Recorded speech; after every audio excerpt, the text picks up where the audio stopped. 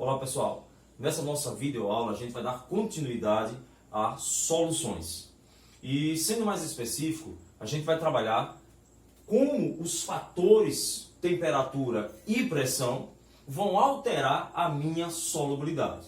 Na última videoaula que a gente estudou, a gente viu que a solubilidade é quem vai definir a característica de uma solução. Digamos, se ela é insaturada, saturada, e o meu coeficiente de saturação, o coeficiente de solubilidade, ele vai indicar para a gente justamente esse ponto limite, meu ponto de saturação. Então, é interessante entender, e logicamente após calcular, como eu consigo alterar essa solubilidade em função da temperatura e em função da pressão. Então, essas são as nossas duas variáveis, certo? Então, vamos lá. Primeira variável, temperatura.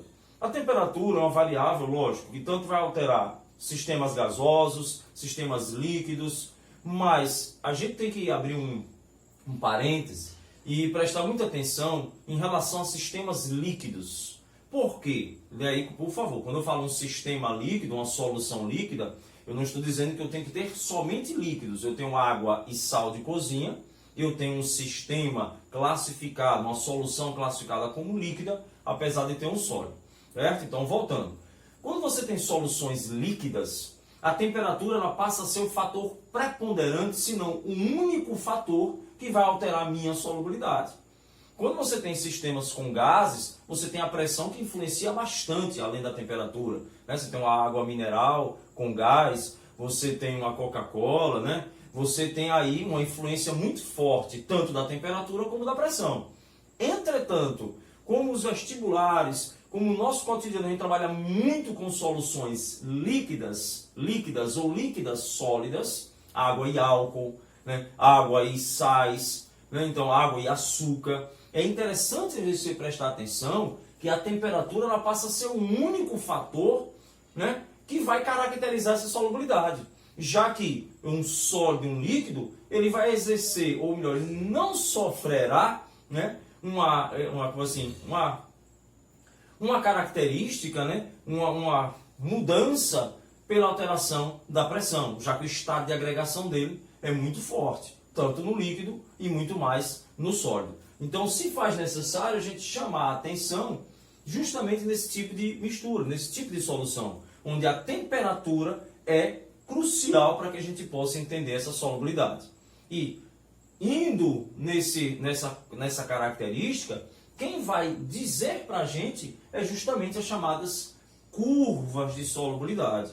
E o que vem a ser uma curva de solubilidade? Uma coisa bem tranquila. É uma relação de proporção entre a minha temperatura e justamente o meu coeficiente de solubilidade.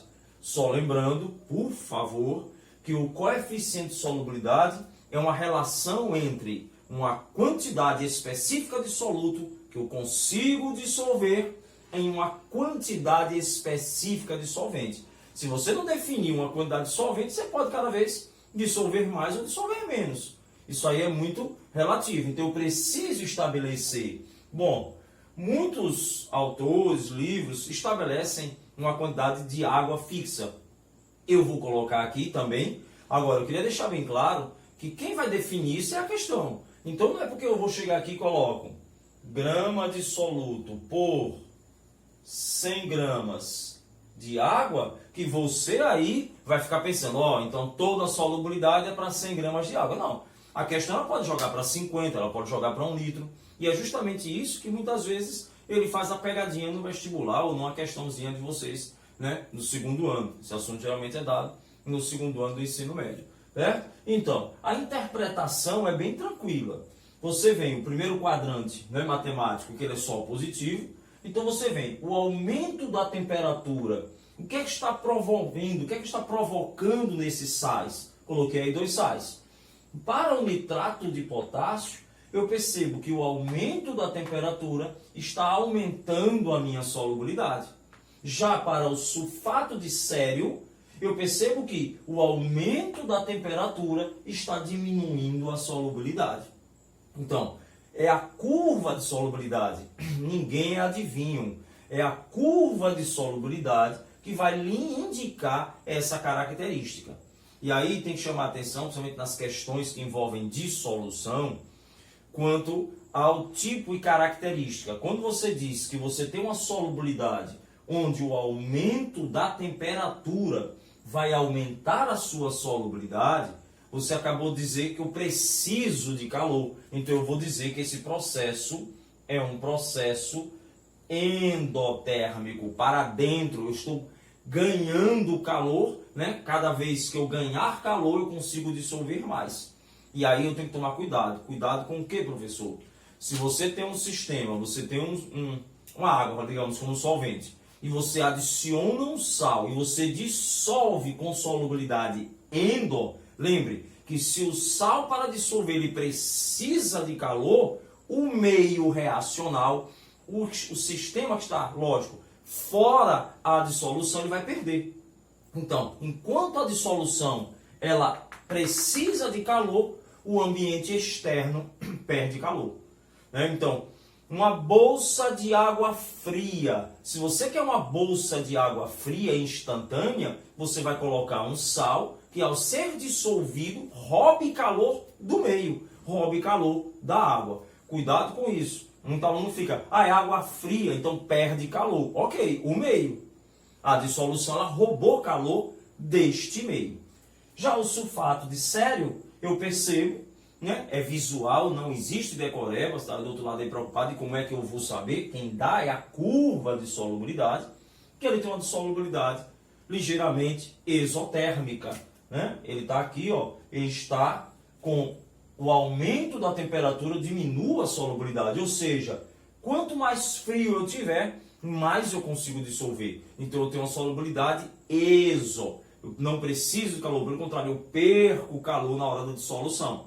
O que isso vai me dizer? Uma bolsa de água quente, né? Veja essas bolsas instantâneas que eu estou dizendo. Então, se você joga esse sal, sulfato de sério, em um sistema, no caso, na água para dissolver, já que eu estou trabalhando solubilidade em água aqui em todos, o que é que vai acontecer? A água esquenta. Por que a água vai esquentar? Porque o sal, ao ser dissolvido, ele vai justamente liberar o calor para o meio, nesse caso, a água. Certo? Cuidado com essas pegadinhas. Os termos são fáceis, a visualização é fácil. Se eu ganho, né, preciso de calor, então eu tenho uma solubilidade endo. Se eu perco calor para dissolver, né, então eu tenho uma solubilidade exotérmica. Tranquilo? Só toma cuidado quem é a sua reação e quem é o meio. Se eu roubo o calor, o meio perde. Se eu perco o calor, o meio ganha. Portanto, o meio fica mais frio, o meio vai ficar mais quente. E aí, lógico, né, a cada temperatura você pode perceber que você tem uma solubilidade diferente. Por isso que a temperatura é um fator que altera, logicamente, a solubilidade. Certinho? Lembrando que eu estou falando, por enquanto, de soluções um pouco mais enjoadas, soluções líquidas. Né? Envolvendo gás, é mais tranquilo, a gente fala já. Bom, existe um tipo de sal, um tipo de característica de sal, que ao ser aquecido, ele vai justamente alterar a sua solubilidade, mudando o comportamento dessa solubilidade. Esses sais, conhecidos como sais hidratados, o que é que acontece? Os sais hidratados são sais que tendem a aglutinar, higroscópicos. Eles aglutinam moléculas de água em sua estrutura.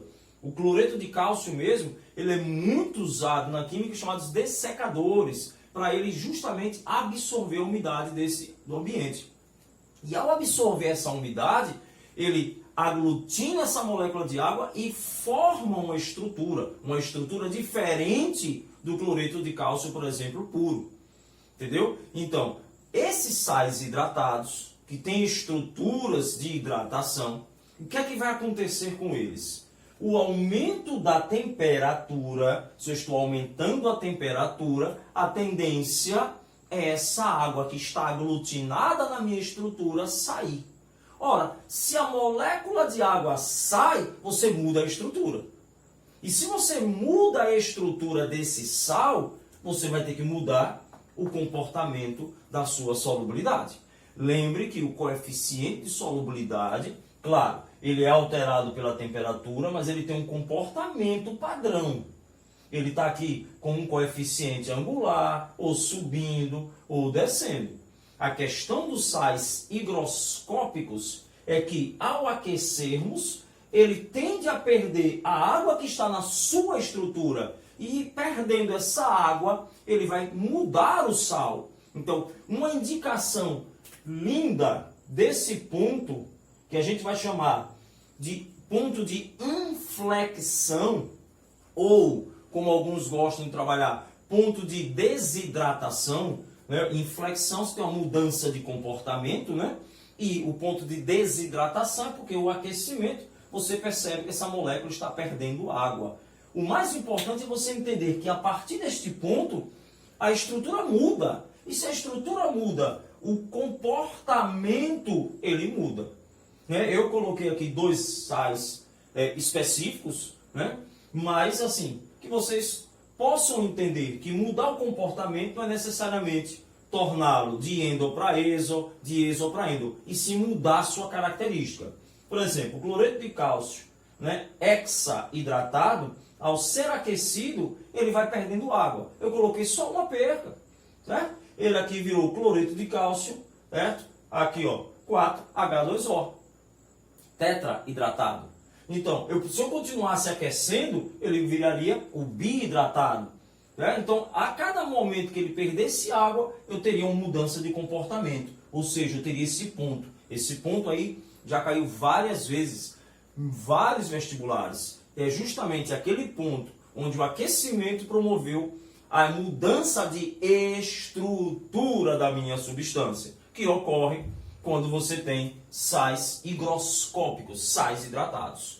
Outro exemplo que eu coloquei aqui foi o sulfato de cobre, sulfato de sódio, porque o sulfato de cobre também é muito conhecido no meio químico, né? Eu falo já, o sulfato de sódio, né, decaidratado. E ao aquecer, perceba que nesse caso foi bem mais, né, antagônico com a mudança de comportamento, né? Não porque ele perdeu os 10, e sim porque ele passou de uma solubilidade endo para uma solubilidade exo. O que mostra, mais uma vez, que a questão aí não é de decorar o que vai acontecer, e sim entender o que aconteceu naquele ponto. Neste ponto houve uma mudança na minha estrutura. Então, se ocorreu a mudança de estrutural, ocorreu perda de água. Tranquilo? Eu falei de sulfato de cobre, a gente usa muito em experimentos químicos, principalmente na parte de pilhas, né, para fazer soluções eletrolíticas, e ele é justamente também um caso clássico.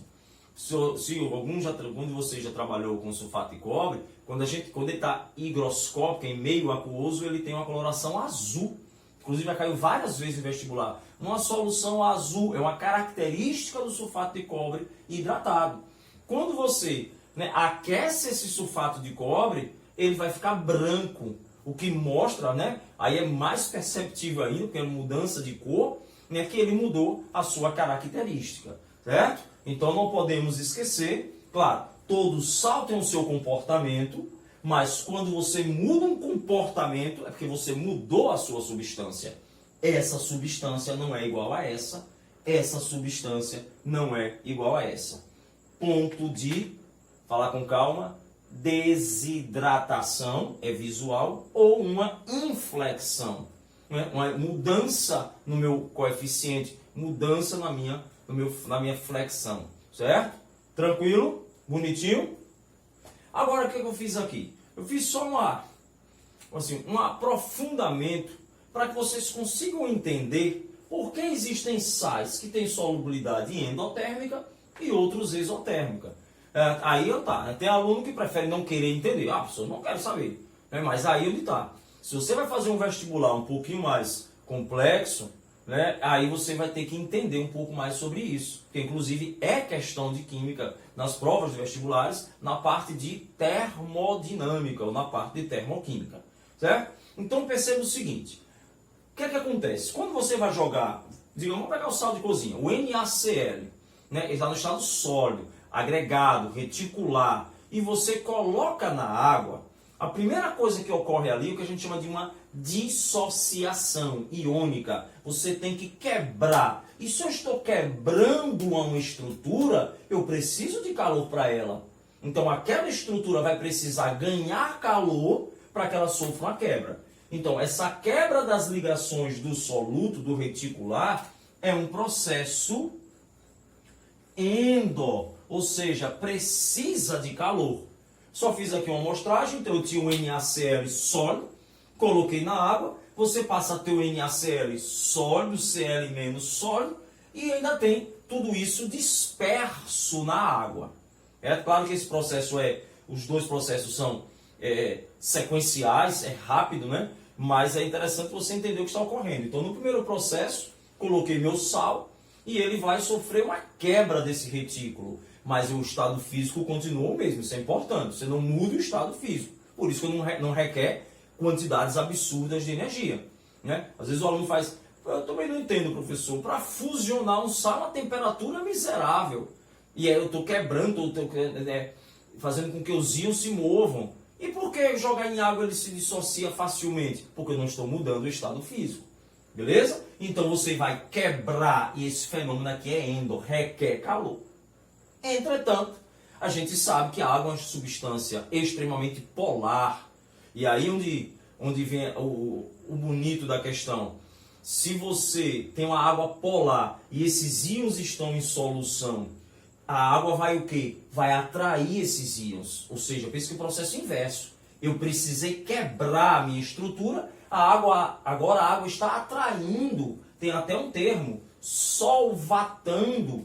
Eu estou ligando. Ora, se para quebrar um processo endo, para ligar essa estrutura, esse processo aqui ele será agora exotérmico. Vou colocar aqui de ladinho. Ele aqui é o exo, aqui ele foi endo. Perceba então que você já começou a ter, vou explicar já, tranquilo, mas você já começou a ter uma disputa. Eu precisei de calor para quebrar, mas eu libero na hora dessa atração. Vamos chegar lá. Eu fiz aqui um esqueminha só para que vocês entendam. Você tem aqui o cátion, ele vai ser atraído logicamente pelo oxigênio da água que está aqui, é eletronegativo. Eu tenho o meu ânion, ele vai ser atraído pelos hidrogênios que são eletropositivos. Essas atrações todas, e aí você não tem nenhuma nem duas, né? Você imagine que o solvente é o meio dispersante, então você tem uma partícula aqui de um cátion, você tem milhões de solvatações. E aí, como está dizendo, é o bonito você entender. Por que algo dissolve? Porque essa ligação que você tem aqui, não uma, mas um conjunto dessas ligações todas são fortes. Se não existisse uma atração forte entre o íon e a água, não haveria solubilidade.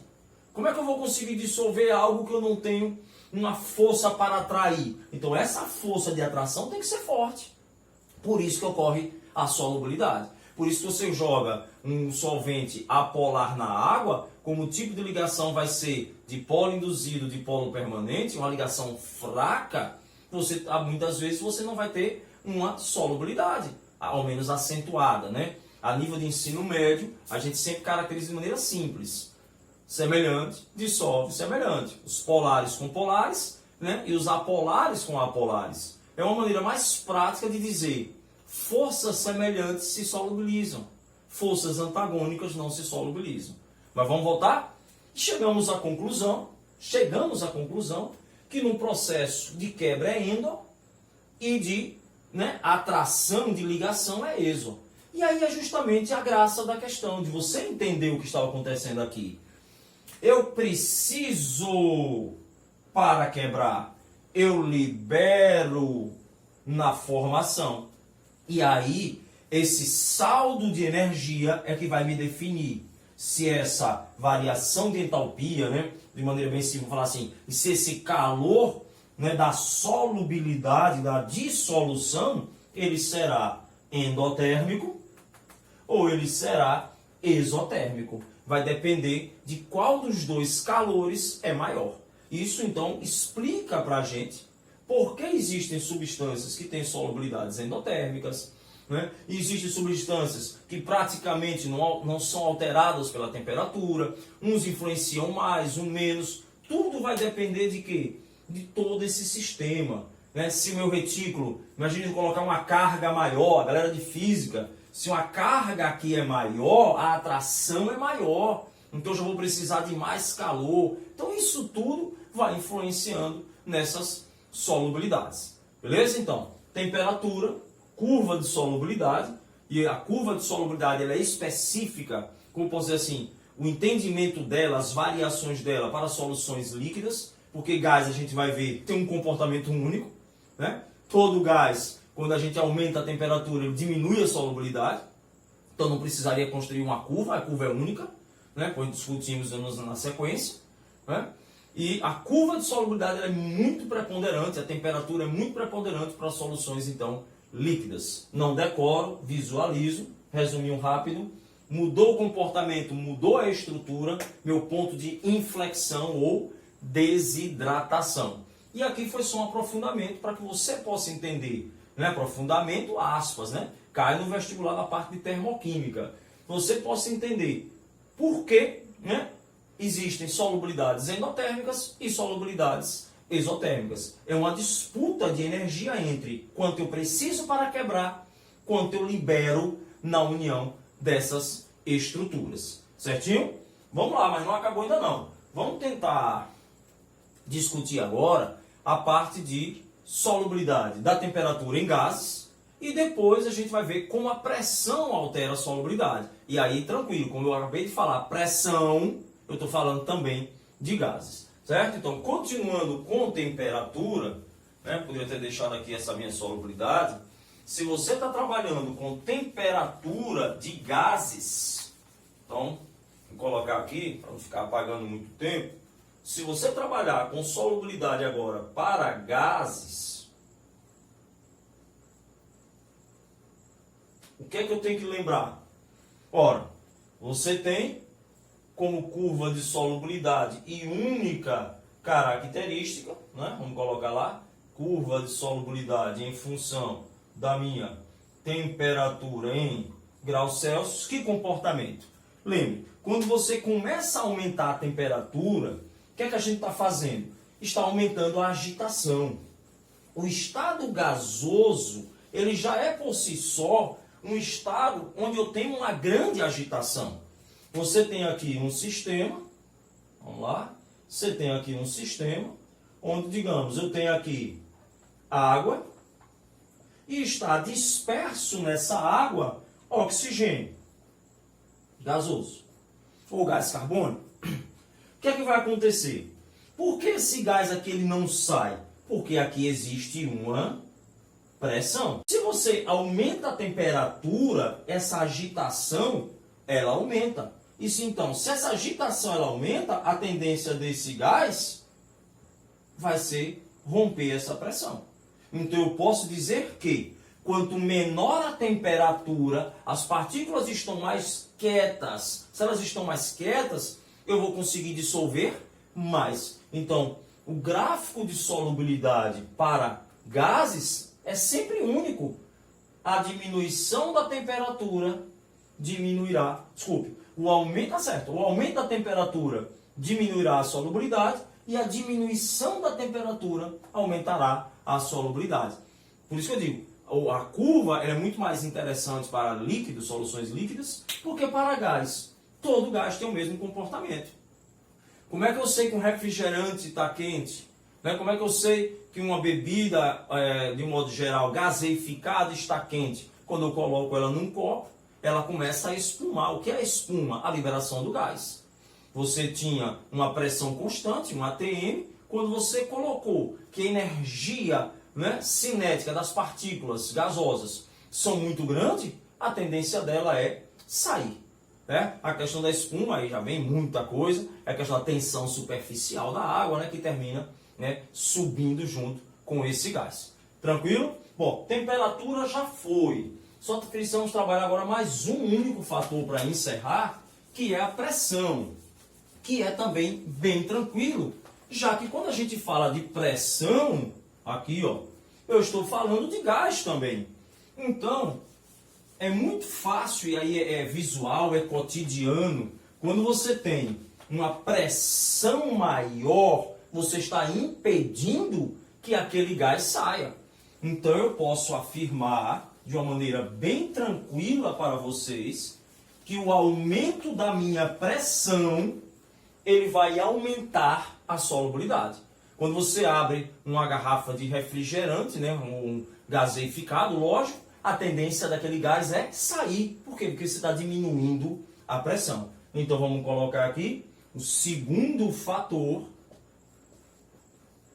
a pressão. Pressão. E aí eu posso dizer que eu vou trabalhar com gases. Existe uma lei chamada Lei de Henry, que diz que a solubilidade de um gás é diretamente proporcional à pressão exercida sobre o líquido. Bem fácil, né? Se eu aumento a pressão, eu estou impedindo que aquele gás saia. Então, logicamente, eu aumento a minha solubilidade. Então, solubilidade é diretamente proporcional à pressão. Portanto, para aumentarmos a solubilidade, temos que aumentar a pressão. Lembrando que eu estou trabalhando com gases. Beleza? Bom, ufa, né? Espero que tenha tudo entendido bonitinho, certo? E agora partir para as próximas aulas de soluções, que é a parte mais matemática, né? As expressões de concentração, diluição, misturas, reações, para a gente finalizar essa nossa, né, esse grupo de aulas sobre estudo das soluções. Certo, pessoal? Um abração a todos.